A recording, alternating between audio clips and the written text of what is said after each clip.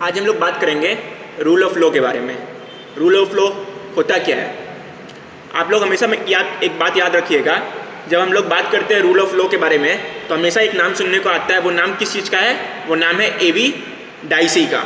ठीक है, क्योंकि उन्होंने ये कंसेप्ट को डेवलप किया। लेकिन हमेशा याद रखिएगा कि सबसे पहले जो रूल ऑफ लॉ का जो बात किया गया था वो किसने बात किया था? सर एडवर्ड कोक ने। ठीक है, अगर आप कोई कॉम्पिटिशन एग्जाम से तैयारी कर रहे हो, अगर एमसीक्यू में क्वेश्चन आता है कि किसने रूल ऑफ लॉ का ओरिजिनेट किया है, तो ये बात याद रखिएगा, सर एडवर्ड कोक ने सबसे पहले ओरिजिनेट किया था ये कंसेप्ट। उसको लेटर ऑन एवी डाइसी ने अपने बुक में इंकॉर्पोरेट किया। बुक का नाम क्या है? बुक का नाम है an introduction to the study of law of the constitution. ठीक है, बहुत पुराना बुक है, 1885 का शायद ऐसा कुछ बुक था। ये इंग्लिश कॉन्स्टिट्यूशन पे बेस्ड था। अब रूल ऑफ लॉ होता क्या है? ठीक है, रूल ऑफ लॉ का मतलब तीन चीज में हम लोग इसको डिवाइड कर सकते हैं रूल ऑफ लॉ को। वो क्या क्या है? सबसे पहले है सुप्रीमेसी ऑफ लॉ, दूसरा है इक्वलिटी बिफोर लॉ, और तीसरा है predominance of the legal spirit. ठीक है, अब ये जो सुप्रीमेसी ऑफ लॉ है, सुप्रीमेसी ऑफ लॉ क्या कहता है? सुप्रीमेसी ऑफ लॉ कहता है, डाइसी बताते हैं सुप्रीमेसी ऑफ लॉ के बारे में कि there must be absolutely supremacy of predominance of regular law as oppose to the influence of arbitrary power और वाइड डिस्क्रिमिनेशनरी पावर।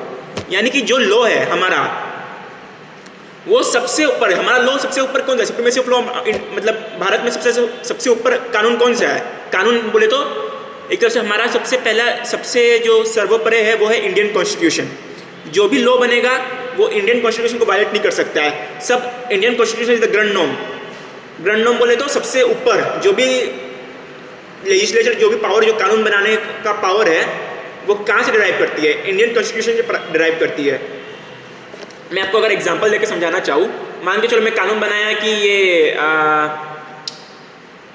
जो भी लोअर कास्ट के हैं, जैसे पहले होता था कि वो कुआं से पानी नहीं निकाल सकते, तो ये कानून क्या वैलिड है? एनीवन? इंडियन कॉन्स्टिट्यूशन से पहले भले वो वैलिड हो सकता था, क्योंकि लिए उसमें इंडियन कॉन्स्टिट्यूशन जन्म नहीं लिया था। लेकिन अब इंडियन कॉन्स्टिट्यूशन क्या कहता है कि कोई भी डिस्क्रिमिनेशन नहीं हो सकता है रेस, कास्ट बेसिस, इस सब पे। अब अगर वो कानून ऐसा बनाती है तो वो वायलेशन हो जाएगा, इंडियन कॉन्स्टिट्यूशन का फंडामेंटल राइट का वायलेशन हो जाएगा।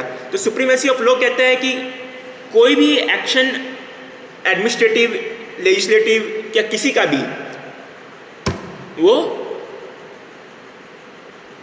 लॉ के हिसाब से मतलब रहना चाहिए। मतलब सुप्रीमेसी ऑफ लॉ, जो लॉ कहता है, लॉ के हिसाब से सबको चलना है। बिना आप किसी को अरेस्ट नहीं कर सकते अगर लॉ उसको प्रिस्क्राइब नहीं करता है। सुप्रीमेसी ऑफ लॉ, लॉ सबसे ऊपर है, लॉ के ऊपर कुछ भी नहीं। जो लॉ कहते हैं आपको उसी के अंदर काम करना पड़ेगा। बिना, अगर लॉ एब्सेंट है तो आप किसी के इंडिविजुअल लिबर्टी और लाइफ को अफेक्ट नहीं कर सकते हो। ठीक है, कहता है सुप्रीमेसी ऑफ लॉ के अंदर ही, a man may be punished for a breach of law but can not be punished for nothing else. ठीक है, जो ब्रीच ऑफ लॉ है, यानी कि अगर मैंने कुछ किसी का मान के चलो चोरी किया है, ठीक है, चोरी कहाँ है? आईपीसी के सेक्शन 378 आईपीसी में थेफ्ट का में डील करता है, तभी मैं थेफ्ट के लिए पनिश किया जा सकता हूँ। अगर मान के चलो आईपीसी में थेफ्ट में नहीं दिया रहता है, अगर मान के चलो थेफ्ट कोई ऑफेंस है ही नहीं, मैं भले चोरी कर लूँ, आप मुझे पनिश नहीं कर सकते हो, क्योंकि लॉ होना जरूरी है।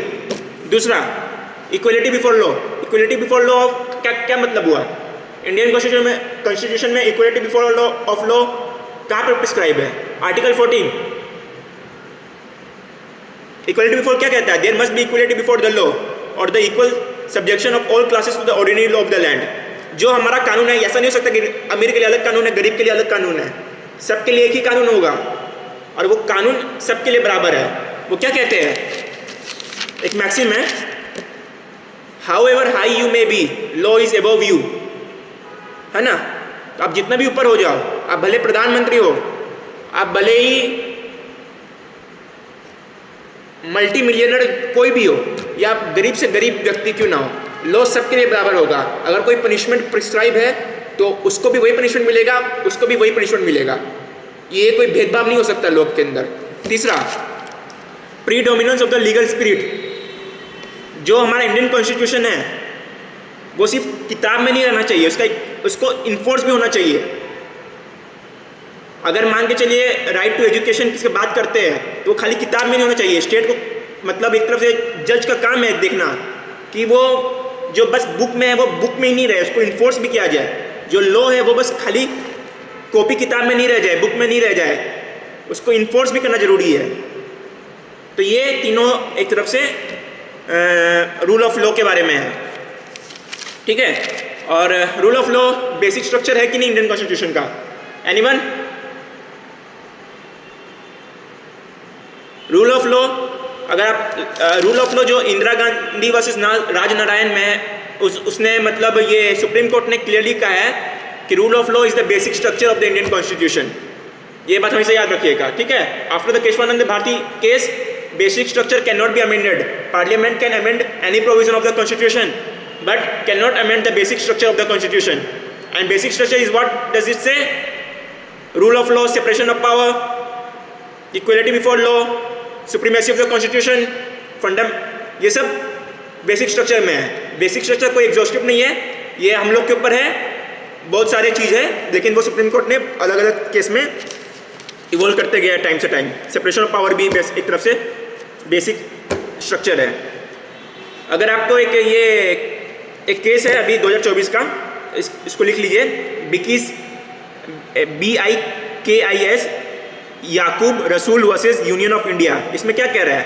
Rule of law means whenever and wherever the state fails to perform its duty, the court would step in to ensure that the rule of law prevail over the abused process of law, है ना। Such abuse may result from inter alia inaction or even arbitrary action of protecting the true offender or failure by different authorities in discharging statutory or the other obligation in consonance with the procedure and penal statute। समझ रहे हो ना? कोई हम लोग को जो state को रोल्स एंड ड्यूटीज़ प्रिस्क्राइब है, कभी कभी वो काम नहीं करती है, तो उसको इन्फोर्स कराने के लिए भी हम कोर्ट जा सकते हैं। कोर्ट देखिए, कोर्ट जनरली मान के रखती है कि स्टेट काम कर रही है ना। कोर्ट जनरली बहुत कम केसेस में सुओ मोटो लेती है। ये आप लोग के ऊपर है कि आप लोग कोर्ट जाइएगा, आपका राइट वायलेट हुआ, आपको कोर्ट जाना होगा। अगर एग्जीक्यूटिव या फिर मतलब लेजिस्लेटिव इन द सेंस अगर एडमिनिस्ट्रेटिव जो है वो काम नहीं कर रही है, खाली बुक में वो लॉ लिखा हुआ है, उसको कुछ काम इंप्लीमेंट नहीं हो रहा है, आपको कोर्ट जाना होगा। कोर्ट उसको काम करेगी कि एक तरफ से स्टैट्यूटरी ड्यूटी जो फंक्शन दिया गया है वो लोग उनका काम करें। बाकी अगर आप लोग को कुछ भी डाउट है तो कमेंट सेक्शन में मेरे आप लोग ये बता दीजिएगा, मैं उस डाउट को रिजॉल्व करूँगा। Thank you.